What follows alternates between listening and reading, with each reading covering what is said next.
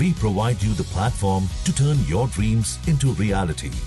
Give wings to your aspirations with KR Mangalam University. Hormuz में इस वक्त America और ईरान आमने सामने है। यहाँ पर नाकेबंदी दोनों की तरफ से जो दावा है वो किया जा रहा है, लेकिन अब ये बड़ा सवाल उठ रहा है कि आखिर जहाँ यहाँ दुनिया को ये डर सता रहा है कि अगर हॉर्मुज ज़्यादा वक्त तक बंद रहता है तो फिर एक बड़ा ऊर्जा संकट दुनिया के सामने यहाँ पर खड़ा मिलेगा। इसी बीच आखिर कौन कौन से जो वैकल्पिक रास्ते हैं जिस पर अब जो दुनिया है वो काम कर सकती है अगर हॉर्मुज लंबे समय तक बंद रहता है, इसकी ज़्यादा जानकारी के लिए हमारे साथ जुड़े हैं ऋतिक, उनसे जानेंगे। ऋतिक, जहाँ एक तरफ तेल और ऊर्जा को लेकर, गैस को लेकर जो स्थिति अभी फिलहाल जो पैदा हो रही है, उस बीच दुनिया को अब ये डर है कि इससे एक बड़ा ऊर्जा संकट दुनिया को देखने को मिल सकता है।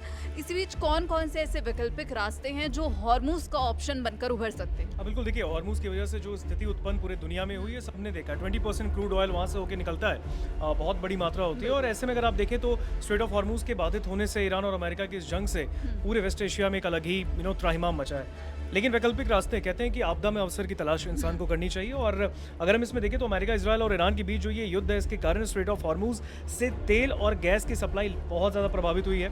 ये दुनिया का सबसे अहम तेल मार्ग माना जाता है, सोनम। और ऐसे में स्थिति ने पूरे मध्य पूर्व के देशों के सामने तेल गैस के निर्यात के बहुत ही लिमिटेड जो विकल्प हैं उसको सामने लाकर रख दिया है। अंतर्राष्ट्रीय ऊर्जा एजेंसी ने इसे अब तक का सबसे बड़ा सप्लाई संकट करार दिया है। ऐसे में 1970 के दशक के तेल संकट और यूक्रेन युद्ध के बाद रूस की गैस सप्लाई रुकने से भी बड़ा ये स्ट्रेट ऑफ हॉर्मुज का मामला है। ऐसे में अगर आप देखें तो ऐसे में कई देश हॉर्मुज को बाईपास करने के लिए पुराने और नए रास्तों पर निर्भर भी हो रहे हैं। अगर आप इस पूरे मामले में देखें तो सऊदी अरब की जो ईस्ट वेस्ट पाइपलाइन है वो करीब 1200 किलोमीटर लंबी है। ऐसे में अगर आप देखें तो रोजाना वहाँ से लगभग 70 लाख बैरल तेल ले जा सकती है। हालांकि फिलहाल इससे करीब 45 लाख बैरल तेल जो है वो निर्यात हो पा रहा है। फिलहाल ये इसकी अभी की कैपेबिलिटी है। ये तेल जो है वो यनबू बंदरगाह तक जाता है, जहां से यूरोप और एशिया उसे भेज दिया जाता है। इसके अलावा अगर आप देखें तो संयुक्त अरब अमीरात की हबशान फुजैराह पाइपलाइन 360 किलोमीटर लंबी है और उसकी जो क्षमता है वो 15 से 18 लाख बैरल प्रतिदिन की है। और ये हॉर्मुज के बाहर स्थित फुजैराह बंदरगाह तक तेल पहुंचाती है। लेकिन हाल ही में ड्रोन हमलों से यहाँ पर भी सप्लाई काफी प्रभावित हुई। जिस तरीके से ड्रोन अटैक वहाँ पे हुए, इसकी वजह से वहाँ पे भी चीजें बहुत ज्यादा फंसी हैं। पूरे मामले को अगर आप देखें तो इराक तुर्की की जो किरकुक जेहान पाइपलाइन भी है वो भी एक बहुत इंपॉर्टेंट रास्ता बन जाता है, जो कि कुर्दिस्तान होते हुए तुर्की के जेहान बंदरगाह तक जाती है और इसे 2.5 साल बाद फिर से शुरू किया गया था।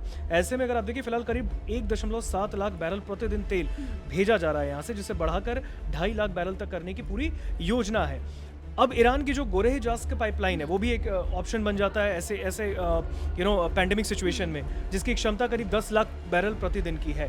जास्क टर्मिनल भी पूरी तरह तैयार नहीं है, लेकिन 2024 में यहाँ से ट्रायल शिपमेंट किया गया। तो इसके अलावा इराक ओमान के दुक्म बंदरगाह तक पाइपलाइन बनाने पर अभी बातचीत चल रही है। हालांकि ये योजना अभी शुरुआती चरण में है और इसके रास्ते फिलहाल तय किए जा रहे हैं। इराक जॉर्डन पाइपलाइन का प्रस्ताव भी लंबे वक्त से पारित है, जिसके जरिए बसरा से अकाबा बंदरगाह तक तेल भेजा जा सकता है और इसकी क्षमता 10 लाख बैरल प्रतिदिन होगी। लेकिन लागत और सुरक्षा कारणों से प्रोजेक्ट अब भी अटका हुआ है। कुल मिलाकर अगर आप देखें तो हॉर्मुज को पूरी तरीके से बाईपास करने के लिए खाड़ी से ओमान सागर तक नहर बनाने की विचार भी सामने आए हैं, जो कि स्वेज या पनामा नहर तक की तरह है, वो जो हो सकती है।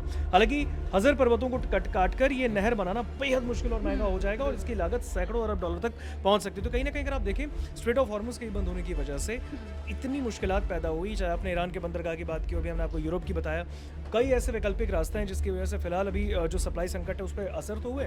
जो चीज़ें बहुत ही ईजिली हो रही थी, ईजिली गो थ्रू हो रही थी, वो बहुत घूम के जा रही हैं। तो कहीं ना कहीं उस चीज़ से आपको अगर आप देखें उसमें पैसे भी ज़्यादा आपके खर्च हो रहे हैं, जो सामान है वो बहुत ज़्यादा मिल नहीं पा रहा। जितनी उसकी क्षमता थी, कैपेबिलिटी थी, उससे कम वो प्रति बैरल तेल जो है वो बस उसको वो लोड कर पा रहा है। तो कहीं ना कहीं अगर आप इस पूरे मामले में देखें तो स्ट्रेट ऑफ हॉर्मुज के इस अटैक की वजह से, उसको बंद करने की वजह से बहुत ही मुश्किलात जो हैं वो उसको फेस किया जा रहा है। तो फिलहाल बड़े मुश्किल विकल्प सामने देखने को मिल रहे हैं। तो कहीं ना कहीं अगर आप देखें तो जैसे कि मैंने आपको बताया कि हॉर्मुज को पूरी तरीके से बाईपास करने के लिए खाड़ी से ओमान सागर तक नहर बनाने पर विचार सामने आया है कि कहीं ना कहीं वो रास्ता काट के हम एक ऐसा वैकल्पिक रास्ता तैयार करें जिससे कहीं ना कहीं हम उस चीज़ के मतलब जो चीज़ें हैं वो प्रभावित ज़्यादा ना हो। बिल्कुल, हालांकि ऋतिक ये जो विकल्प है वो मुश्किल होगा, क्योंकि आपने जैसे बताया कि हज़र पर्वतों को काटकर ये नहर बनाना बेहद कठिन और काफ़ी महंगा होगा, कॉस्ट इफेक्टिव नहीं होगा। बिल्कुल बिल्कुल, और ऐसे में अगर ऐसे मोमेंट पे इस पैंडेमिक सिचुएशन में इस चीज़ को फुलफिल करना ये कितना मुश्किल होगा वो भी देखने वाली बात होगी। लेकिन ये कुछ वैकल्पिक रास्ते थे, कुछ ऐसे ऑप्शंस हैं जो कि स्ट्रेट ऑफ हॉर्मुज़ के अलावा इंसान उस पे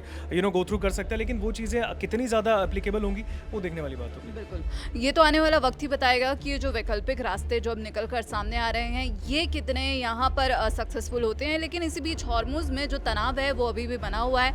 ईरान की तरफ से कहा जा रहा है कि जब तक अमेरिका की नाकेबंदी खत्म नहीं होती तब तक हम बातचीत नहीं करेंगे। वहीं लगातार पाकिस्तान ये कोशिशें करता हुआ नजर आ रहा है कि मैं एक बार फिर से जो है बातचीत की मेज़ पर दोनों को लेकर आऊं, दोनों पक्षों को।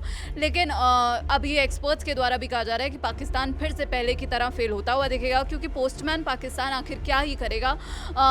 अब यहाँ पर लगातार ये सवाल उठ रहा है कि क्या हॉर्मुज़ में जो तनाव बना हुआ है वो और कितना लंबा खिंचता है, क्योंकि अगर ये ज़्यादा लंबा खिंचेगा तो दुनिया को अब एक गंभीर संकट का सामना करना पड़ सकता है। इस पूरे मामले पर आपकी क्या राय है हमें कमेंट बॉक्स में ज़रूर बताइएगा। बाकी देश और विदेश की तमाम खबरों के लिए आप देखते रहिए दैनिक जागरण। नमस्कार।